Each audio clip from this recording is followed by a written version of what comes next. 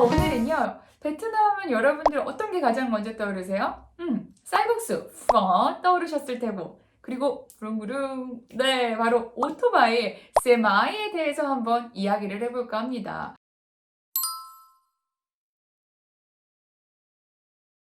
오토바이, 세마이라고 하는데요. 베트남에 여행 가시거나 또는 출장 가셨던 분들은 이 이구동성으로 오토바이 물결에 대해서 꼭 말씀을 하시죠. 그도 그럴 것이 베트남에는 각 가정마다 평균 2.4대의 오토바이를 보유하고 있다고 해요.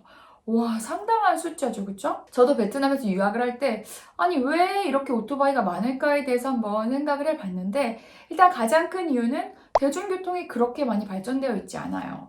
지금 가장 많이 이용하고 있는 대중교통은 버스인데 노선이 그렇게 많이 세분화되어 있지 않고요. 지하철은 아직 준공 중이죠. 2020년에 완공된다고 들었는데 곧 완공이 될 예정이에요. 그쵸? 그리고 이 또 하나의 이유는 일단 승용차의 가격선이 굉장히 높은 편이에요. 그러니까 외국인인 저희가 살려고 해도 세금이 어마어마하기 때문에 일단 그 나라 사람들의 소득 수준 대비했을 때 이 승용차의 가격이 너무 비싸다라는 것도 큰 이유죠. 그리고 베트남의 이 길거리, 거리를 곳곳이 좋아요, 구독 꾹꾹 눌러주세요. 다니시다 보면 느끼실 텐데요. 골목골목에 이 집들도 되게 많이 위치해 있고 가게들도 굉장히 많아요. 그래서 택시가 진입할 수 없거나 택시나 이게 걸어서 가기에는 찾아가기가 애매한 곳도 굉장히 많거든요. 그런 곳들을 갈 때, 그러니까 베트남의 이런 거리 특성상 골목 곳곳에 있는 가게나 집들이 굉장히 많기 때문에 또 거기에 최적화된 교통수단이 바로 오토바이가 아닐까 싶습니다. 그쵸? 그래서 여러분들도 베트남에 여행을 가시거나 또는 장기적으로 거주를 하실 때 아마 고민을 하실 수밖에 없을 것 같아요. 이 오토바이를 탈까 말까에 대해서. 근데 저는 오토바이 한번 꼭 타보세요 라고 꼭 추천드려요. 왜냐하면 이 베트남 사람들의 삶을 그대로 느끼는 수단이 바로 오토바이고 또 여러분들이 직접 이곳저곳을 찾아다니시기에도 오토바이만큼 좋은 수단이 없어요. 네, 그럼 저는 선혜쌤은 오토바이 탔었나요? 라고 많이 물어보시는데 저는 오토바이 타본 적 없습니다. 좋아요, 구독 꾹꾹 눌러주세요. 뒤에서만 이렇게 매달려 다녔는데요.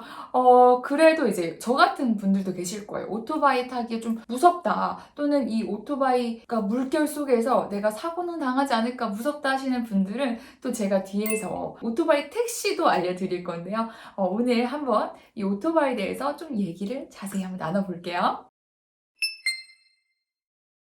베트남에서 여러분들이 오토바이를 운전하실 때 주의하셔야 될 점 알려드릴 텐데요. 물론 여러분들도 잘 알고 계시겠죠. 그쵸? 하지만 한 번 더 상기시켜 드리려고 준비해봤습니다. 일단 여러분들 사고 나지 않게 주의하셔야겠죠. 꼭 큰 사고가 아니더라도 이 작은 접촉사고들도 현지인들이랑 나면 이 외국인으로서 굉장히 억울할 때가 많아요. 자국민들은 아무래도 외국인들의 편을 들어주는 경우가 거의 없다고 봐야 돼요. 그래서 내가 억울하고 내가 잘못한 경우가 아닌데도 불리하게 작용하는 경우가 많기 때문에 일단 사고는 꼭 나지 않게 주의해 주시고요. 그 다음으로 너무나 당연한 헬멧에 대해서 이야기를 하려고 해요. 이 헬멧은 사실 길거리에 굉장히 저렴한 게 많이 팔지만 여러분들의 이 머리는 소중하잖아요. 그쵸? 그러니까 이 저렴한 거는 그만큼 굉장히 딱 봐도 약해요. 좋은 헬멧 쓰셔서 머리를 보호하셨으면 하고요. 그리고 여러분들 이 베트남의 트래픽 잼 시간, 바로 베트남어로는 깨세라고 하는데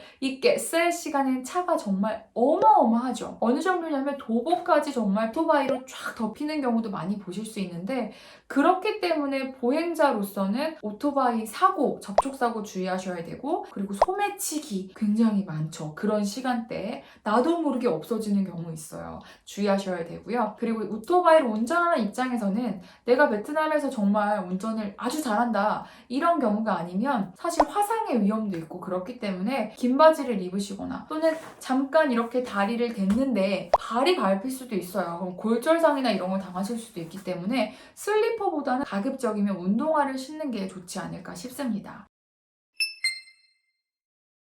네, 베트남에서 오토바이를 이제 처음 운전하시거나 하면 주차는 어떻게 해야 되지? 하실 수도 있어요. 근데 주차는 생각보다 굉장히 간단하거든요. 여러분들이 가시고 싶은 가게 앞에 보도블럭 있잖아요. 사실 여기는 사람들이 다니는 곳인데 거의 대부분 오토바이가 점령해 있는 경우가 많아요. 그래서 여러분들도 고민하지 마시고 그냥 오토바이 이렇게 올리셔서 가게 앞에 주차를 하시면 돼요.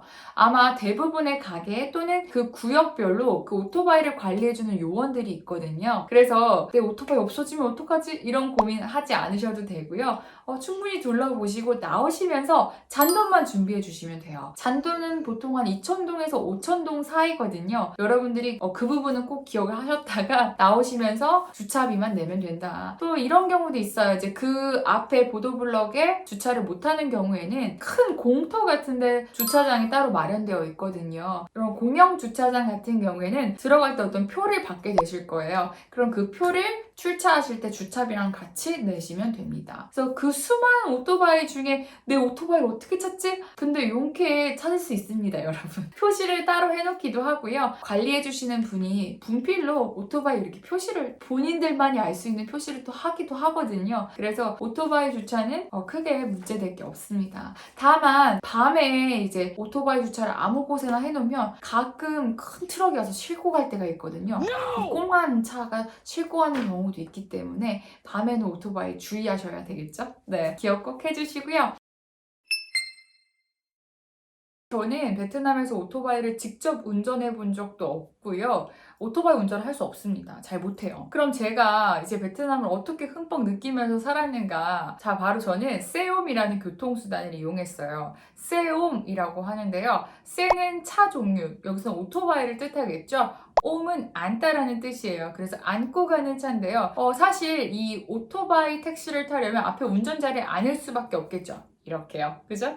그래서 세움이란 이름이 붙었다고 해요. 제가 있을 때만 해도 사실 세움은 어떻게 뭐 이렇게 회사가 있는 것도 아니었고 그냥 길거리 아저씨들이 길 지나가다 보면 세움 세움 하고 막 불러요. 세움 세움 뭐냐면 세움 타라고 이렇게 하는 거죠. 그러면 목적지가 있으면 목적지를 말하고 깎아도 보고 안 깎아주면 다 다른 차 탄다 이렇게 막 흥정하면서 했던 게 이제 세움인데요. 전 학교 다닐 때 이 세움을 굉장히 이용을 많이 했거든요.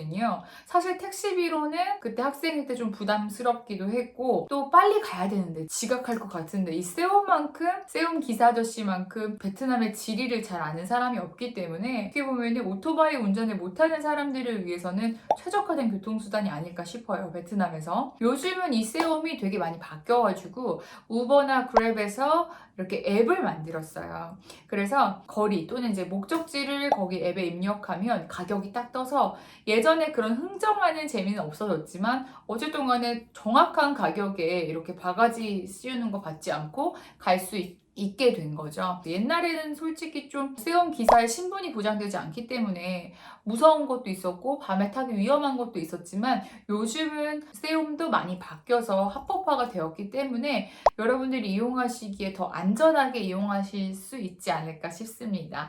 네, 제가 이 세움 타는 영상도 조만간 준비해 볼 테니까요. 기대 많이 해주시고요. 저희는 다음 시간에 만날게요. 좋아요, 구독 꾹꾹 눌러주세요. 안녕!